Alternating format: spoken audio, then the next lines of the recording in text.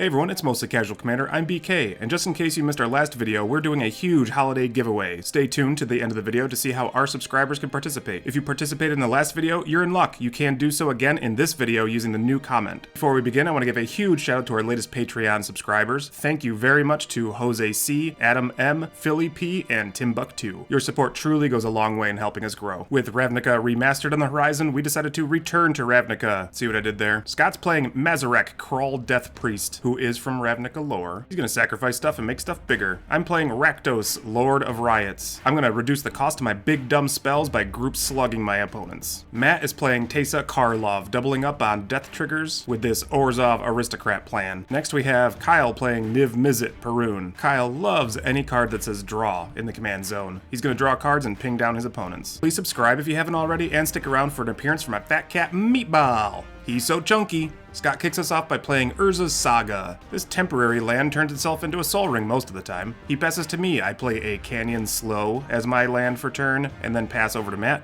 He drops a Command Tower as his land, and says go over to Kyle.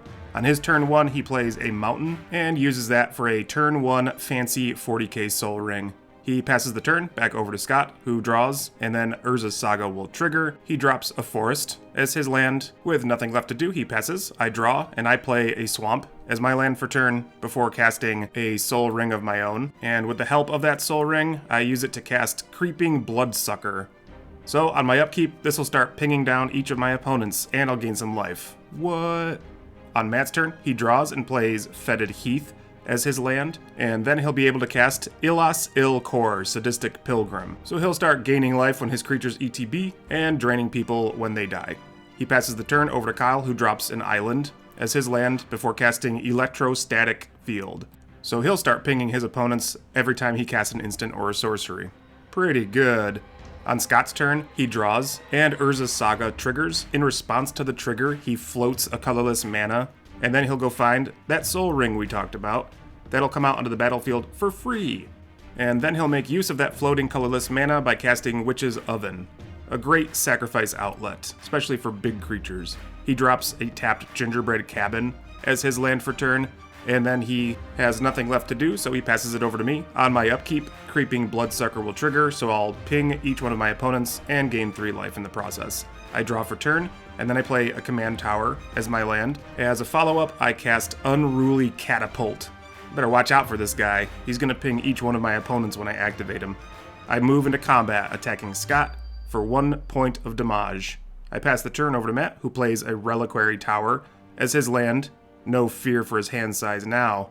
He plays Doomed Traveler. When that enters the battlefield, he'll gain 1 point of life. He decides to just hold his Ilas Il-Kor back on defense. Passing the turn over to Kyle, he draws, and then he casts Frantic Search. This will make his Electrostatic Field ping each one of his opponents. So he'll get to draw 2, discard 2, and then untap 3 of his lands. He follows that up by casting Light Up the Stage for its spectacle cost because he's already dealt damage to his opponents. Again, this triggers his Electrostatic Field, so each one of his opponents takes 1 point of damage.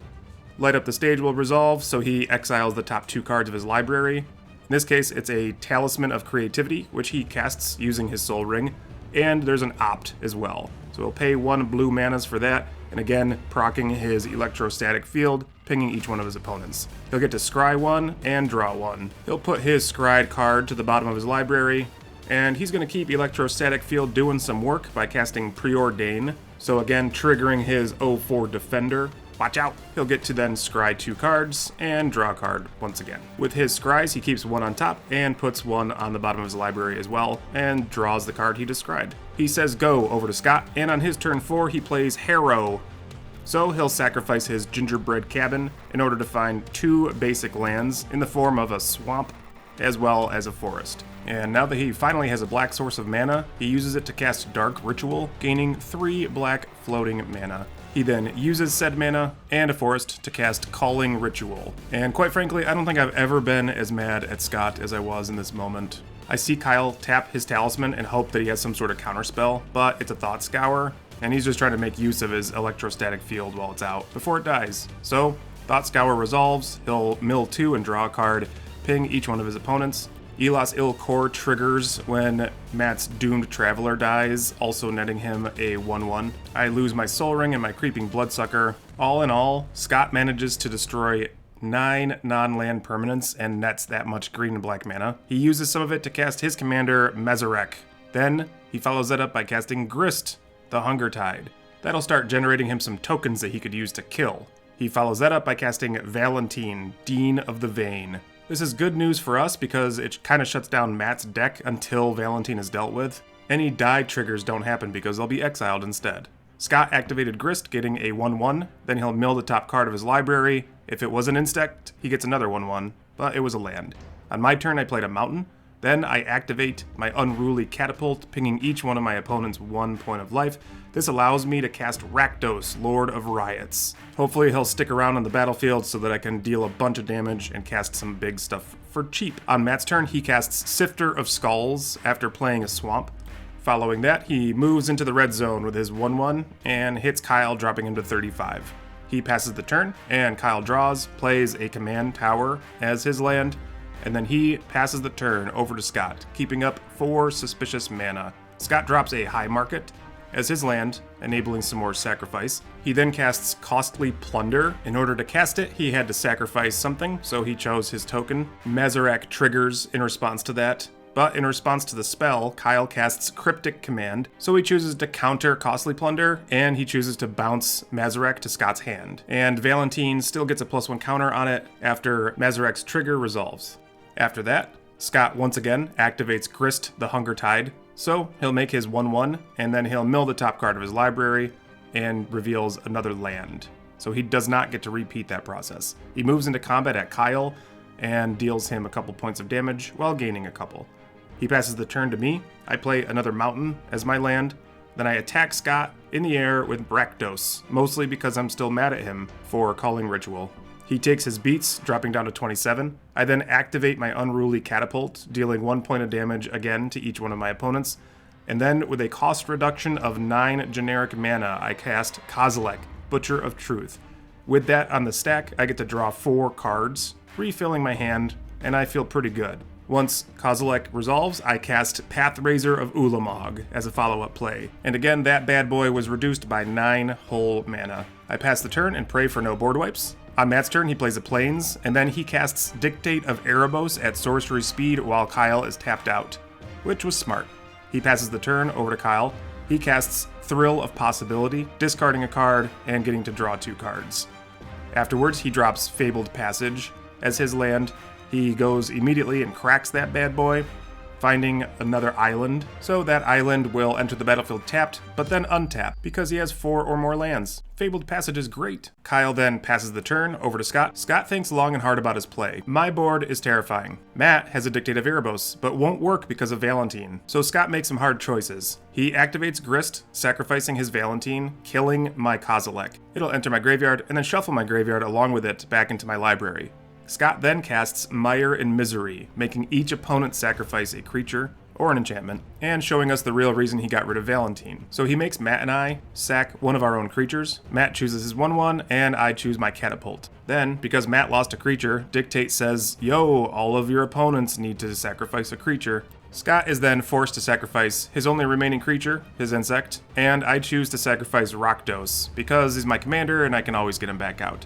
I feel good because I still have a Pathrazor, but it turns out Kyle doesn't like me having a Pathrazor. So he casts Flame of Honor on Matt's Sifter of Skulls, triggering Dictate, therefore making me sacrifice my only remaining creature. My sadness hit the stack while Scott passes the turn to me. I drop a swamp and play Combustible Gear Hulk. My hope is that maybe I'll get to draw some cards and find an answer for Matt's Dictate. I target Scott with Gear Hulk's ability, and he says, bring on the damage by revealing the top 3 cards and taking damage equal to the mana value. Sadly, I only deal 4 to him in this manner. I pass the turn over to Matt. He plays a Phyrexian Tower as his land, enabling some more sacrifice outlet, and Viscera Seer, doing that even better.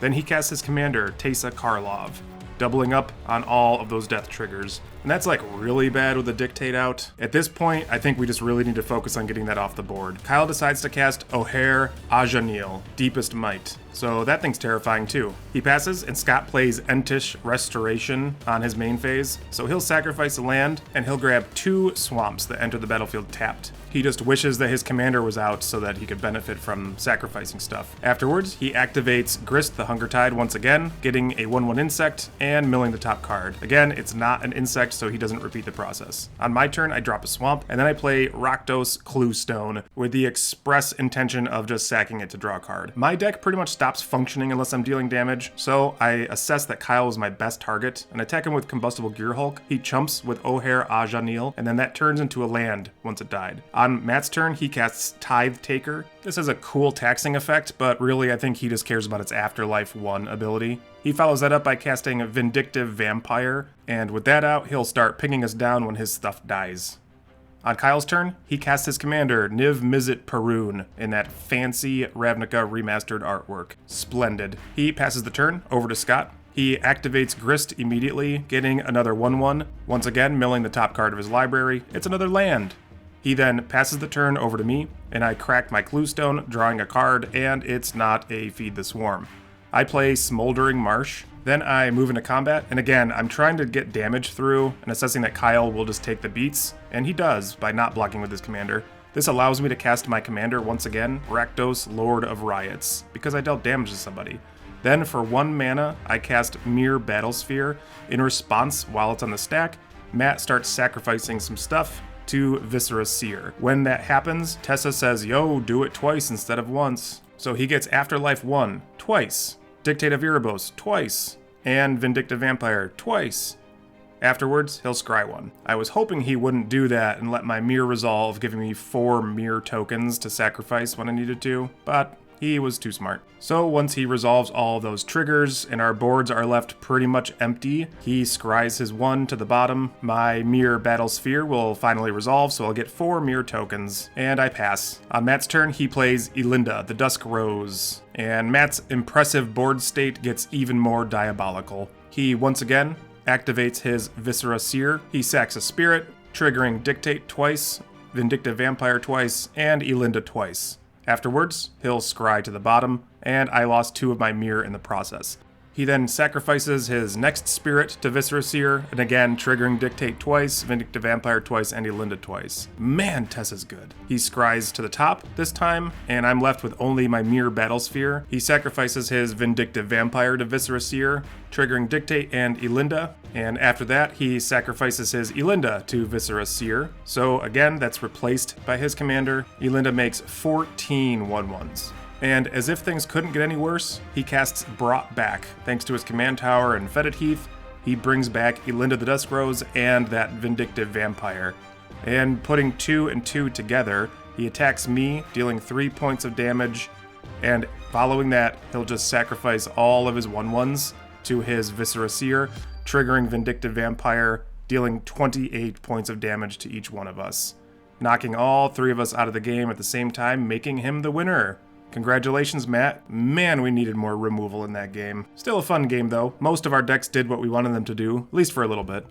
And as promised, here's Meatball. He's so chunky.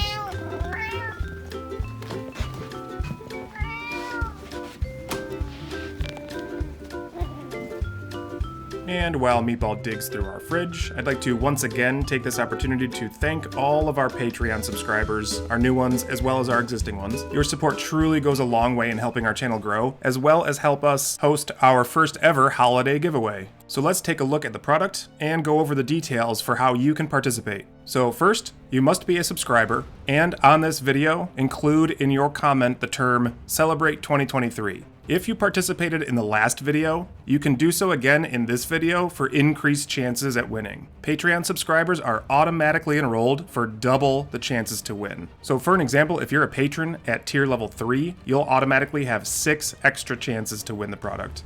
All of the product you're seeing on screen will be broken down into 4 separate packages, so there's 4 chances for our lucky subscribers to win.